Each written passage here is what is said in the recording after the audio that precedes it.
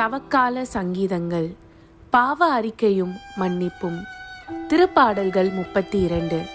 எவரது குற்றம் மன்னிக்கப்பட்டதோ, எவரது பாவம் மறைக்கப்பட்டதோ அவர் பேறு பெற்றவர். ஆண்டவர் எந்த மனிதரின் தீச்செயலை எண்ணவில்லையோ, எவரது மனதில் வஞ்சம் இல்லையோ அவர் பேறு பெற்றவர். என் பாவத்தை அறிக்கையிடாதவரை நாள் முழுவதும் நான் கதறி அழுததால் என் எலும்புகள் கலன்று போயின. ஏனெனில் இரவும் பகலும் கை எனக்கு எதிராக ஓங்கி நின்றது.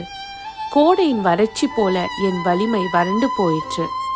என் பாவத்தை உம்மிடம் அறிக்கையிட்டேன்.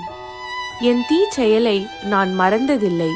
ஆண்டவரிடம் என் குற்றங்களை ஒப்புக்கொள்வேன் என்று சொன்னேன். நீரும் என் நெறிக்கேட்டையும் பாவத்தையும் போக்கினீர்.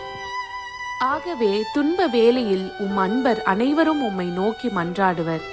பெருவெள்ளம் பாய்ந்து வந்தாலும் அவர்களை அது அணுகாது. நீரே எனக்கு புகலிடம். இன்னலினின்று என்னை நீர் பாதுகாக்கின்றீர். மீட்பினால் எழும் ஆரவாரம் என்னை சூழ்ந்தொழிக்க செய்கின்றீர். நான் உனக்கு அறிவு புகட்டுவேன். நீ நடக்க வேண்டிய வழியை உனக்கு காட்டுவேன். உன்னை கண்ணோக்கி உனக்கு அறிவுரை கூறுவேன்.